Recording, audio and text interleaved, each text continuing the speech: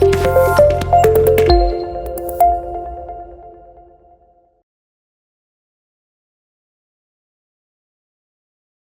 సెషన్లో మనం మరొక ప్రధాన ఖండమైనటువంటి దక్షిణ అమెరికా ఖండం గురించి చూద్దాం. ఈ దక్షిణ అమెరికా ఖండం అనేది ఆసియా ఖండం లాగా, ఆఫ్రికా ఖండం లాగా రెండు అర్ధగోళాల్లో విస్తరించినటువంటి మూడవ ప్రధానమైనటువంటి ఖండం. ఇలాంటి ప్రశ్నలు కూడా మనం అడుగుతాడు. ఏమని?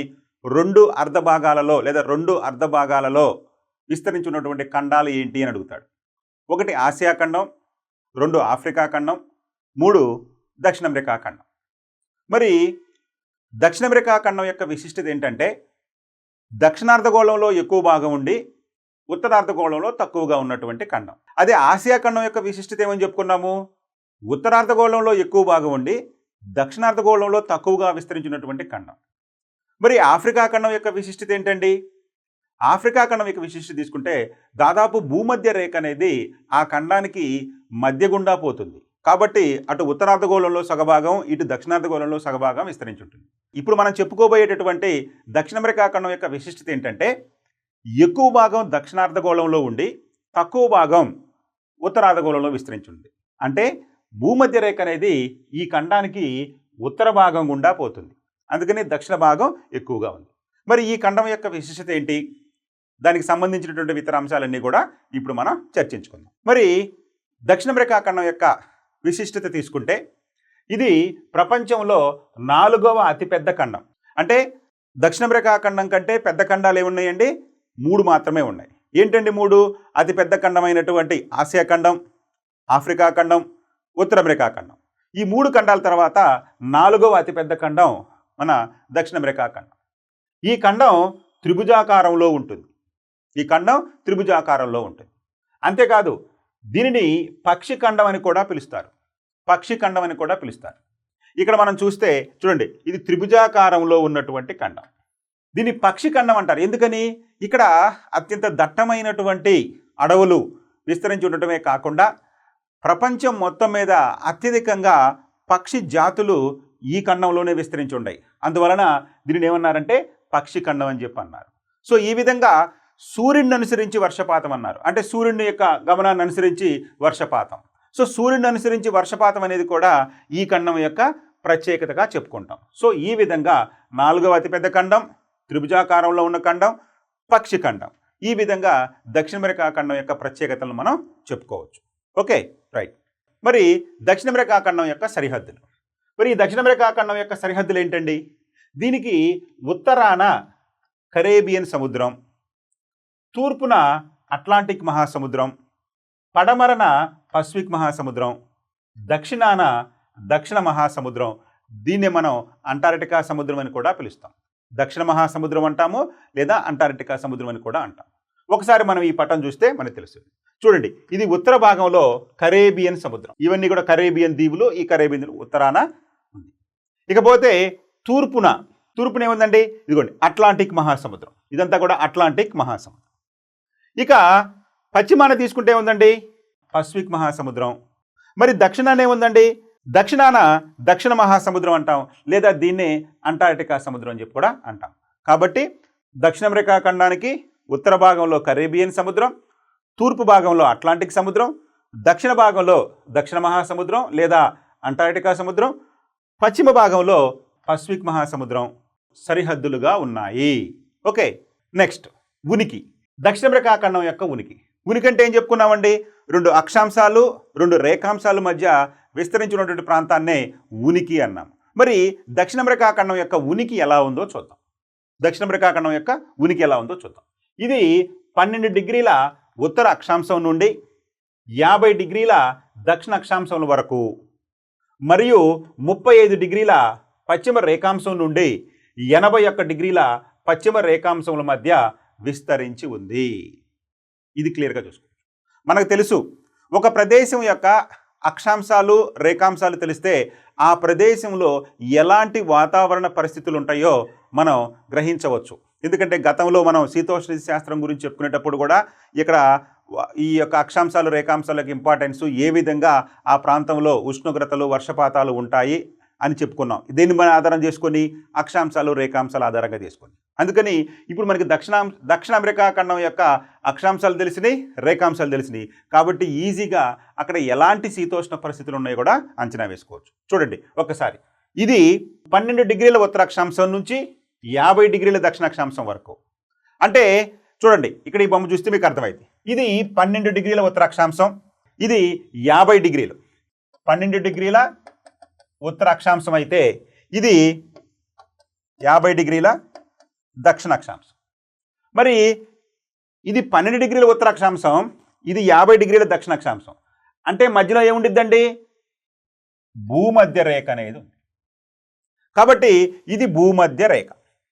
సో భూమధ్య రేఖ అనేది దక్షిణ అమెరికా ఖండం యొక్క ఉత్తర భాగం గురించి పోతుందని ఇంట్రడక్షన్లో చెప్పుకున్నాం. చూడండి, ఇది ఉత్తర భాగంలో, దక్షిణ అమెరికా ఖండం యొక్క ఉత్తర భాగంలో ఉంది. సో ఉత్తరార్ధగోళంలో ఒక్కొక్కసారి మన ప్రశ్న అడుగుతాడు, దక్షిణ అమెరికా ఖండంలోని ఉత్తరార్ధగోళంలో విస్తరించినటువంటి దేశాలు ఏంటి అని అనుకోండి. ఇక్కడ చూడండి, వెనుజులా, కాంబోడియా, గయానా, అదేవిధంగా సురినేమ్, ఇలాంటివన్నీ కూడా అంటే ఉత్తర భాగంలో నుండి దేశాలన్నీ కూడా ఉన్నాయి.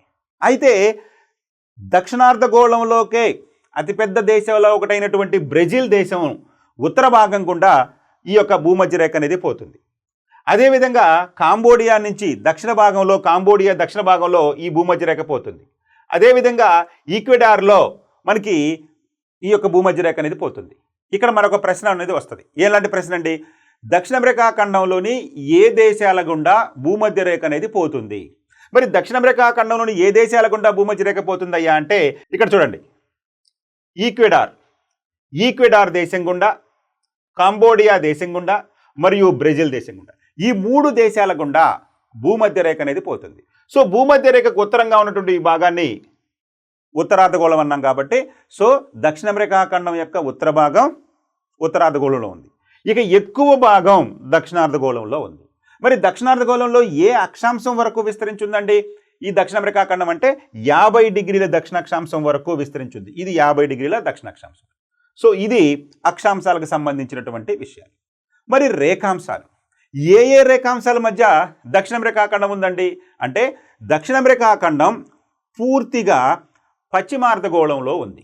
అంటే అర్థం ఏంటండి? 0 డిగ్రీ రేఖాంశమైనటువంటి గ్రీనిచ్ రేఖాంశానికి దక్షిణ అమెరికా ఖండం అనేది పశ్చిమ భాగంలో ఉంది. ఇప్పుడు మన భారతదేశం తీసుకుంటే, మన భారతదేశం ఎటువైపు ఉందండి గ్రీనిచ్ రేఖాంశానికి అంటే? తూర్పు వైపున ఉంది. కాబట్టి మన భారతదేశం గుండా పోతున్నటువంటి రేఖాంశాలన్నీ కూడా తూర్పు రేఖాంశాలు. కానీ ఇక్కడ దక్షిణ అమెరికా ఖండం గుండా పోతున్నటువంటి రేఖాంశాలన్నీ కూడా పశ్చిమ రేఖాంశాలు. ఎందుకంటే గ్రీనిచ్ రేఖాంశానికి దక్షిణ అమెరికా ఖండం అనేది పశ్చిమ భాగంలో ఉంది కాబట్టి పశ్చిమ రేఖాంశాలే దక్షిణార్ధగోళంలో ఉంటాయి. మరి ఏ రేఖాంశం నుంచి ఏ రేఖాంశం అండి అంటే, ఇదిగో ఇటు తూర్పు సరిహద్దు నుండి ఇటు పశ్చిమ సరిహద్దు వరకు ఏ రేఖాంశాలండి? ఇటు చూసుకుంటే తూర్పున ఇక్కడ 35 డిగ్రీల పశ్చిమ రేఖాంశం నుండి 81 డిగ్రీల పశ్చిమ రేఖాంశం వరకు ఉంది. అంటే 35 నుంచి 81 వరకు. అంటే ఎన్ని రేఖాంశాలు ఉన్నాయండి? 35 నుంచి 45, 55, 65, 75, అదేవిధంగా 81. ఎన్నండి?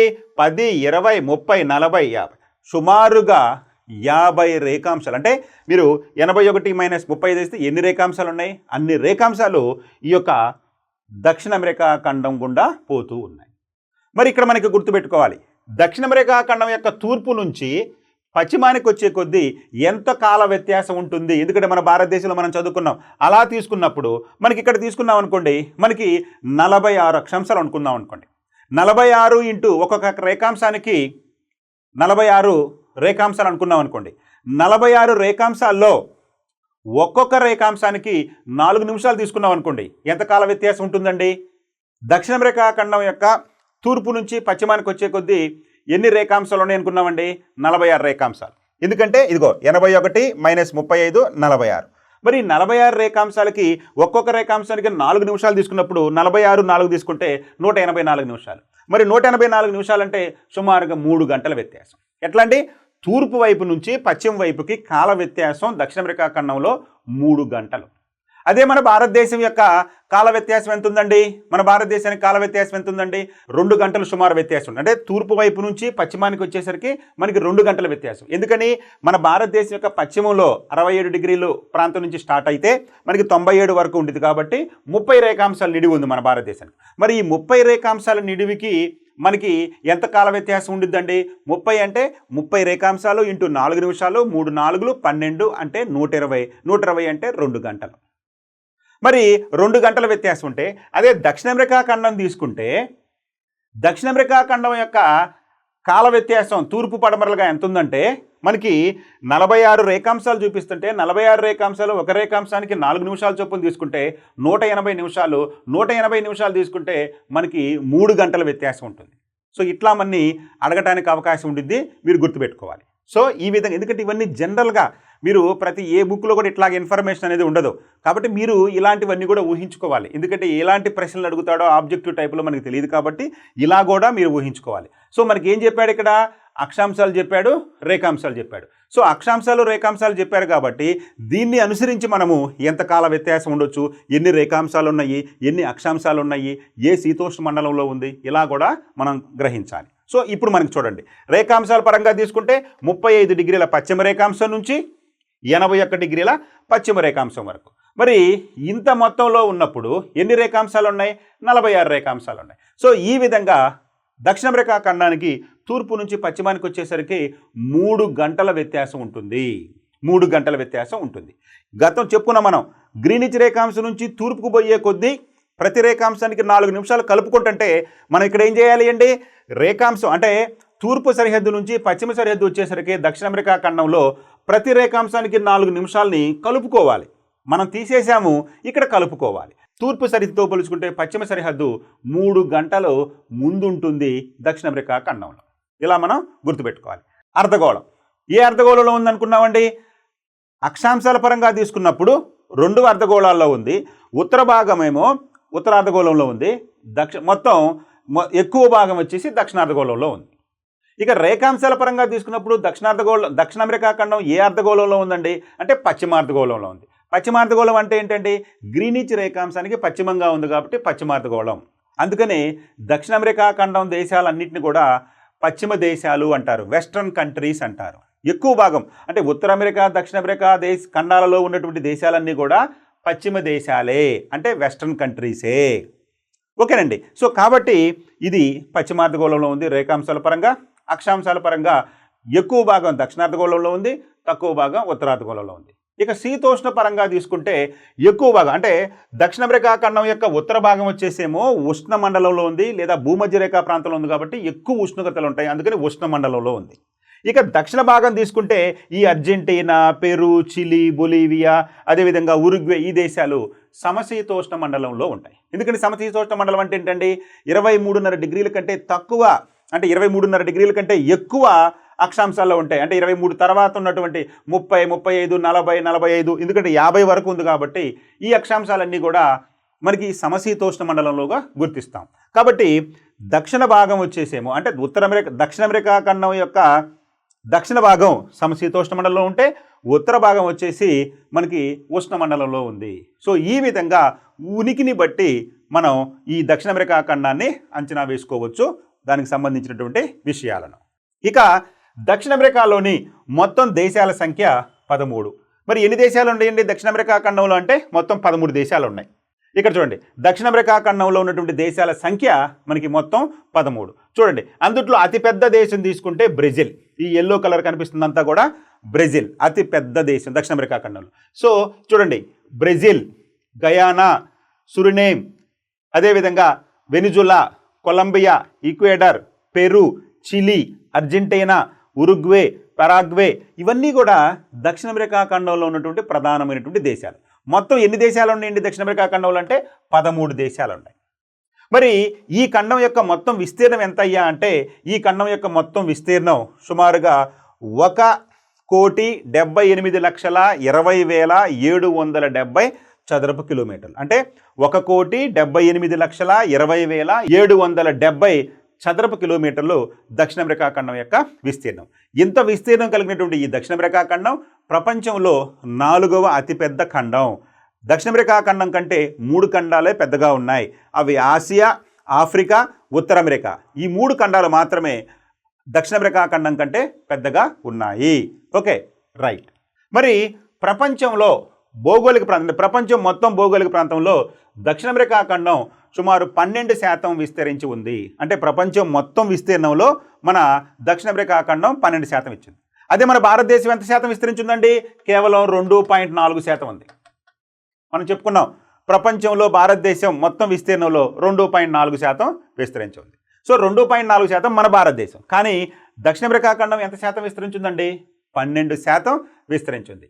మరి ఈ ఖండంలో నివసించే జనాభా సుమారుగా 43.1 కోట్లు.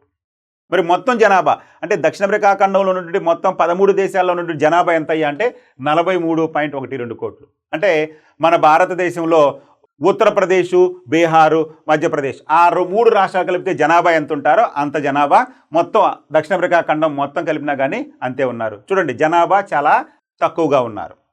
సో అదే మన భారతదేశంలో ఎంతమంది ఉన్నారండి? మన భారతదేశంలో 121 కోట్లు ఉన్నారు. ఇప్పటికి 2011 జనాభా లెక్కలకి 2021 జనాభా లెక్కలు తీసుకుంటే ఇంకా పెరిగిపోయింది. కాబట్టి చూడండి, 12% భౌగోళిక విస్తీర్ణంలో 43.1 కోట్ల మంది జనాభా ఉన్నారు. అదే మన భారతదేశం తీసుకుంటే మొత్తం భౌగోళిక విస్తీర్ణంలో 2.4% విస్తీర్ణం ఉన్నప్పటికీ మన జనాభా 121 కోట్లు 2011 నాటికి. ఎందుకంటే అఫీషియల్గా మనం చెప్పుకోవాలి కాబట్టి ఇప్పుడు 2011లో ఉండే 120 కోట్లు ఇప్పుడు మనకి 130 దాటిపోయినాయి. అర్థమైందండి? 130 నుంచి 140 కోట్ల దాకా వెళ్ళింటుందని అంచనాలు. కాబట్టి 2021 జనాభా లెక్కలు సేకరించలేదు కాబట్టి నెక్స్ట్ జనాభా లెక్కలు తీసుకున్న వరకు ప్రామాణికంగా ఇదే గుర్తుపెట్టుకోవాలి మనం. రైట్. సో చూడండి, ఇది జనాభా పరంగా ప్రపంచంలో 5వ, విస్తీర్ణ పరంగా 4వ పెద్ద ఖండం. అర్థమైందండి? అంటే జనాభా పరంగా తీసుకుంటేనేమో 5వ అతిపెద్ద ఖండం, విస్తీర్ణ పరంగా తీసుకుంటేనేమో 4వ అతిపెద్ద ఖండం.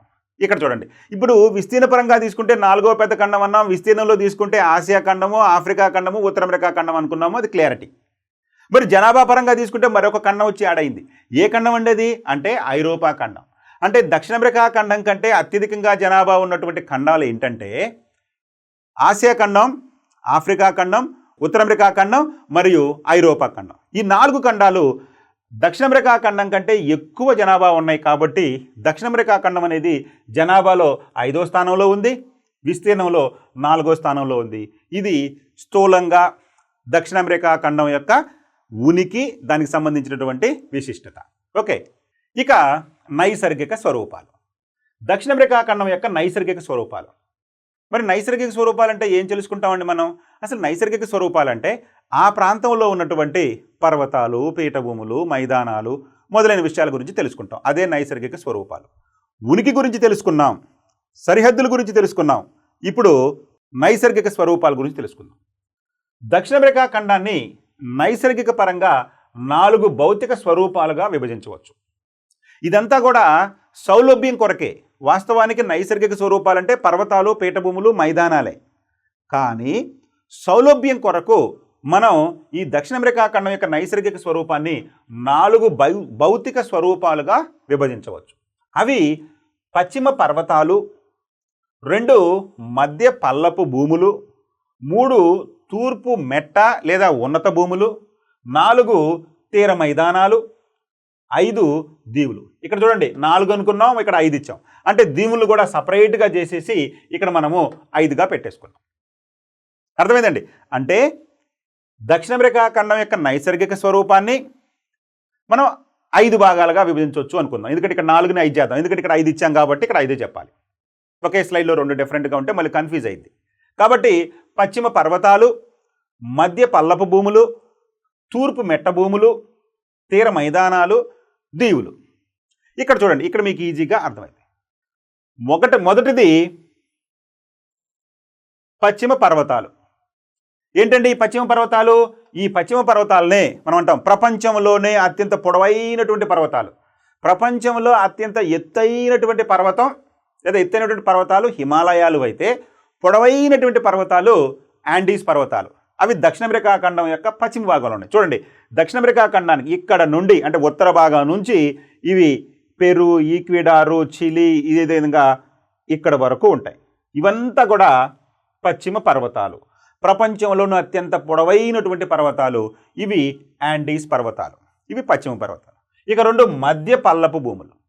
మధ్య పల్లపు భూములు అంటే ఇక్కడ మీరు చూడండి, ఈ గ్రీనిష్ కలర్లో ఉంది. ఇప్పుడు కూడా అట్లాస్లో మనకి చూపించేటప్పుడు లోతట్టు ప్రాంతాలను లేదా మైదాన ప్రాంతాలను మనకి గ్రీన్ కలర్లో చూపిస్తారు, ఆకుపచ్చ కలర్లో చూపిస్తారు. ఇదంతా కూడా మధ్య పల్లపు భూములు. అదే పసుపు వర్ణంలో చూపిస్తేనేమో పీఠభూములు అయితే, ముదురు గోధుమ రంగు వర్ణంలో చూపిస్తేనేమో అవి పర్వతాలు. కాబట్టి ఇదిగో ఇవి పశ్చిమ పర్వతాలు. పశ్చిమ పర్వతాలను ఆనుకొని మధ్య పల్లపు భూములు, మధ్య పల్లపు భూములు. ఇక మూడోది తూర్పు మెట్ట లేదా ఉన్నత భూములు. ఇదిగో తూర్పు ప్రాంతంలో ఉన్నటువంటి ఈ పసుపు వర్ణంలో ఉన్నటువంటి ఇది తీసుకుంటే కనుక తూర్పు మెట్ట భూములు లేదా ఉన్నత భూములు. ఇవి తూర్పు వైపున ఉన్నాయి కాబట్టి ఆ పేరు పెట్టారు. ఇక 4 తీర మైదానాలు. తీర మైదానాలు అంటే ఏంటండి? అసలు దక్షిణ అమెరికా ఖండం అనేది దాదాపు ఇక్కడ పనామా, ఈ మధ్య అమెరికా మినహాయించి మిగిలిందంతా కూడా సముద్ర సరిహద్దు ఉన్నటువంటి ఒక ద్వీపం లాంటి ఖండం. కానీ దీని ద్వీపం అనలేం. ఎందుకని? దీనికి ఉత్తర భాగంలో ఉత్తర అమెరికా ఖండంతో మధ్య అమెరికా అనుసంధానంగా ఉంది కాబట్టి ఇది ఇస్తమస్. అయితే మనకి దక్షిణ అమెరికా ఖండానికి తీర ప్రాంతం. సో చుట్టూ ఉన్నటువంటి ఈ తీర ప్రాంతం తీర మైదానాలు అని చెప్పంటారు. కాబట్టి 4వది తీర మైదానాలు. ఇక 5వది దీవులు. దక్షిణ అమెరికాలో ఉన్నటువంటి దీవులు ప్రధానంగా తీర ప్రాంతం ఎక్కువగా ఉంది కాబట్టి సహజ సిద్ధంగానే తీరంలో దీవులు అనేవి ఉంటాయి. ఎక్కువ భాగం దక్షిణ భాగంలో ఉన్నాయి ఈ దీవులు. ఇవన్నీ కూడా అనుకొని ఈ దీవులు ఉంటాయి. ఈ దీవుల్ని 5వ నైసర్గిక స్వరూపంగా మనం చదువుకోవచ్చు. సో ఈ విధంగా దక్షిణ అమెరికా ఖండాన్ని 5 నైసర్గిక స్వరూపాలుగా మనం విభజించి చదువుకోవచ్చు. మొదటిది పశ్చిమ పర్వతాలు లేదా యాండీస్ పర్వతాలు. పశ్చిమ పర్వతాలు ఏమనుకున్నామండి? యాండీస్ పర్వతాలు ఉన్నాం. మరి యాండీస్ పర్వతాల యొక్క విశిష్టత ఏంటో చూద్దాం. ఇవి ఉత్తరాన ఉన్న కొలంబియా, వెనుజులా దేశాల నుండి దక్షిణాన గల కేప్ హార్న్ వరకు సుమారు 1000 కిలోమీటర్ల పొడవున ఉత్తర దక్షిణాలుగా విస్తరించి ఉన్నాయి. ఇవి ప్రపంచంలో అతి పొడవైనటువంటి పర్వతాలు. మరి ఇవి ఏ రకమైన పర్వతాలండి? నవీన ముడత పర్వతాలు. వీటిని తిరిగి మళ్ళీ 3 భాగాలుగా విభజించవచ్చు. అయితే మొదటగా అసలు వీటి విశిష్టత ఏంటండి? ఇవి ఉత్తరం నుండి దక్షిణానికి సుమారు 1000 కిలోమీటర్ల పొడవున, ఎక్కడి నుంచి అండి? కొలంబియా, వెనుజులాల నుండి దక్షిణాన ఉన్నటువంటి కేప్ హార్న్ వరకు నిరాఘాటంగా ఏ దిశల్లో అండి? ఉత్తర దక్షిణ దిశలలో. ఎంత పొడవునండి? 1000 కిలోమీటర్ల పొడవున విస్తరించినటువంటి నవీన ముడత పర్వతాలు. ఇది కూడా ఇంపార్టెంట్. మన హిమాలయ పర్వతాల లాగానే యాండీస్ పర్వతాలు కూడా నవీన ముడత పర్వతాలు. ఇవి ఎలా ఏర్పడినాయి అని చెప్పి అనుకున్నామండి మన జియోమార్ఫాలజీలో? ఇవి ఖండచలన సిద్ధాంతాన్ని అనుసరించి మనకి ఈ యొక్క పసిఫిక్ పలక అనేది తూర్పు వైపుకు రావటం. ఈ ఉత్తర అమెరికా అంటే దక్షిణ అమెరికా ఖండం యొక్క ఉత్తర భాగంలో ఉత్తర అమెరికా, ఈ దక్షిణ పలకలు రెండు కూడా, ఈ ఉత్తర అమెరికా పలక, దక్షిణ అమెరికా ఖండ పలకలు ఆఫ్రికా నుండి, ఐరోపా నుండి వేరుపడి పశ్చిమ వైపు రావటం వలన, ఈ పశ్చిమాన ఉన్నటువంటి పసిఫిక్ మహాసముద్రం ఒత్తిడి ఎక్కువ అవటం వలన ఈ ఖండాలకి అంచులలో పర్వతాలు ఏర్పడినాయి. అలా ఏర్పడినటువంటి పర్వతాలే ఈ యాండీస్ పర్వతాలు. అంటే దక్షిణ అమెరికా ఖండం ఆఫ్రికా నుంచి వేరుపడి పశ్చిమ వైపు రావడంతో ఈ పసిఫిక్ పలక ఒత్తిడితోటి తీర ప్రాంతంలో పర్వతాలు ఏర్పడినాయి. ఎట్లాగైతే మనం ఉత్తర అమెరికా ఖండం గురించి చెప్పుకునేటప్పుడు ఈ ఉత్తర అమెరికా ఖండంలో ఉన్నటువంటి ఈ యొక్క కార్డిలెరా పర్వతాలు, ఉత్తర అమెరికా ఖండం యొక్క పశ్చిమ వైపున కార్డిలెరా పర్వతాలు ఎలాగైతే ఏర్పడినాయో, ఇక్కడ దక్షిణ అమెరికా ఖండం యొక్క పశ్చిమ వైపు కూడా ఈ యాండీస్ పర్వతాలు ఏర్పడినాయి. వీరు ఖండచలన సిద్ధాంతం కనుక అక్కడ మనం లెసన్ చూస్తే, మన వీడియో చూస్తే ఇది ఇంకా ఈజీగా మీకు అర్థమైంది. Okay, right. సో ఇవి ప్రపంచంలో పొడవైన పర్వతాలు, ఉత్తర దక్షిణాలుగా ఉన్నాయి. ఇవి కొలంబియా నుంచి కేప్ హార్న్ వరకు సుమారు 1000 కిలోమీటర్ల పొడవున విస్తరించి ఉన్నాయి. ఇవి నవీన ముడత పర్వతాలు. ఇది యాండీస్ పర్వతాలకు సంబంధించిన విషయాలు. అయితే వీటిని తిరిగి మళ్ళీ 3 భాగాలుగా విభజించవచ్చు. ఏంటి ఆ 3 భాగాల్లో చూద్దాం. మొదటిది ఉత్తర ఆండీస్ పర్వతాలు. అంటే ఉత్తర భాగంలో ఉన్నటువంటి ఆండీస్ పర్వతాలను ఉత్తర ఆండీస్ పర్వతాలు ఉన్నాయి. ఇవి వెనుజులా, కొలంబియా, ఈక్వెడార్ దేశాల్లో విస్తరించినటువంటి పర్వత శ్రేణులు. అంటే ఉత్తర భాగంలో ఇదిగోండి వెనుజులా, కొలంబియా, ఈక్వెడార్ ఈ ప్రాంతంలో ఉన్నటువంటి వాటిని నార్త్ యాండీస్ రేంజెస్ అంటారు. అంటే ఉత్తర యాండీస్ పర్వతాలు. ఇక మధ్య యాండీస్ పర్వతాలు ఇవి ఏ దేశాల్లో ఉన్నాయండి? పెరు బొలివియా దేశాల్లో ఉన్నటువంటి పర్వత శ్రేణులు. పెరు మరియు బొలివియా దేశాలలో ఉన్నటువంటి ఇదిగోండి, ఇది పెరు దేశము, అదేవిధంగా ఇది బొలివియా దేశం. ఇక్కడ ఉన్నటువంటి ఈ మధ్య, ఇవి ఉత్తరం, ఇది మధ్య. ఇక దక్షిణ యాండీస్ పర్వతాలు. ఈ దక్షిణ యాండీస్ పర్వతాలు అర్జెంటీనా, చిలీ దేశాల్లో విస్తరించినటువంటి పర్వత శ్రేణులు. ఇక ఇదిగోండి, ఇది అర్జెంటీనా దేశం, ఇది చిలీ దేశం. అర్జెంటీనా, చిలీ దేశం సన్నగా తీర ప్రాంతం కలిగి ఉంటుంది. ఇది చిలీ దేశం. సో ఈ విధంగా దక్షిణ యాండీస్ పర్వతాలు అర్జెంటీనా మరియు చిలీ దేశాల్లో ఉన్నటువంటి పర్వత శ్రేణులు. వీటిని కార్డిలెరా ఆక్సిడెంటల్, కార్డిలెరా సెంట్రల్, కార్డిలెరా ఓరియంటల్ శ్రేణులుగా కూడా పిలుస్తారు. అంటే ఈ ఉత్తర, మధ్య, దక్షిణ యాండీస్ పర్వతాలను కార్డిలెరా, ఫస్ట్ వన్ వచ్చేసి కార్డిలెరా ఆక్సిడెంటల్ అంటారు ఉత్తర భాగంలో, కార్డిలెరా సెంట్రల్ అంటారు మధ్య భాగంలో, కార్డిలెరా ఓరియంటల్ అంటారు దక్షిణ భాగంలో. సో ఈ విధంగా ఈ యొక్క యాండీస్ పర్వతాలను 3 భాగాలుగా విభజించవచ్చు. ఓకే, మరి ఈ శ్రేణులు బొలివియా దేశంలో అత్యంత వెడల్పుగా విస్తరించి ఉన్నాయి. సో మనం అడుగుతాడు, యాండీస్ పర్వతాలు ఎక్కడ అత్యంత వెడల్పుగా విస్తరించి ఉన్నాయి? ఎందుకంటే మనం చెప్పుకున్నాం, బొలివియా నుంచి కేప్ హార్న్ వరకు 1000 కిలోమీటర్ల పొడవున ఇవి పశ్చిమ వైపులో విస్తరించి ఉన్నాయి అనుకున్నాం. అయితే వీటి వెడల్పు ఎక్కడ ఎక్కువగా ఉందయ్యా అంటే బొలివియా దేశంలో వీటి వెడల్పు ఎక్కువగా ఉంది, మొదటి పాయింట్. తర్వాత ఇక్కడ గల కార్డిలెరా ఆక్సిడెంటల్, కార్డిలెరా ఓరియంటల్ శ్రేణుల మధ్య పర్వతాంతర పీఠభూమి అయినటువంటి ఆల్టిప్లానో విస్తరించి ఉంది. అసలు పర్వతాంతర పీఠభూమి అంటే ఏంటండి? చుట్టూ పర్వతాలు ఉండి మధ్యలో పీఠభూమి ఉంటే దాన్ని పర్వతాంతర పీఠభూమి అంటాం. ప్రపంచంలో అత్యంత ఎత్తైనటువంటి టిబెట్ పీఠభూమి కూడా ఒక పర్వతాంతర పీఠభూమే. ఓకే, సో అదేవిధంగా దక్షిణ అమెరికా ఖండంలో ఉన్నటువంటి ప్రధానమైనటువంటి పీఠభూమి ఆల్టిప్లానో. ఇది ఏ రకమైన పీఠభూమి అండి? పర్వతాంతర పీఠభూమి ఆల్టిప్లానో. ఇది ఏ ఏ పర్వత శ్రేణుల మధ్యలో ఉంది? యాండీస్ పర్వతాల్లోనే ఉత్తర భాగమైనటువంటి కార్డిలెరా ఆక్సిడెంటల్, దక్షిణ భాగమైనటువంటి కార్డిలెరా ఓరియంటల్ మధ్యలో ఇది విస్తరించి ఉంది ఆల్టిప్లానో పీఠభూమి, పర్వతాంతర పీఠభూమి. ఇక దక్షిణ అమెరికా ఖండంలోని ఎత్తైన పర్వత శిఖరం అకాంకాగువా. ఇది దక్షిణ అమెరికా ఖండంలోకే ఎత్తైన పర్వత శిఖరం ఎక్కడుందంటే ఈ యొక్క యాండీస్ పర్వతాల్లో ఉంది. అలా లేదా యాండీస్ పర్వతాల్లో ఎత్తైన పర్వత శిఖరం కూడా ఈ అకాంకాగువానే. సో కాబట్టి దక్షిణ అమెరికా ఖండంలో ఎత్తైన పర్వత శిఖరం అకాంకాగువా. దీని ఎత్తు 6961 మీటర్లు. సో అకాంకాగువా పర్వతాల యొక్క ఎత్తు 6961. ఇది యాండీస్ పర్వతాల్లో విస్తరించింది. ఇది దక్షిణార్ధగోళంలో కల్లా ఎత్తైనటువంటి పర్వత శిఖరం. ఇది దక్షిణార్ధగోళం అంటే యాండీస్ పర్వతాలు అనేవి దక్షిణార్ధగోళంలో ఎత్తైన పర్వతాలు. అందులో ఎత్తైన పర్వత శిఖరం అకాంకాగువా.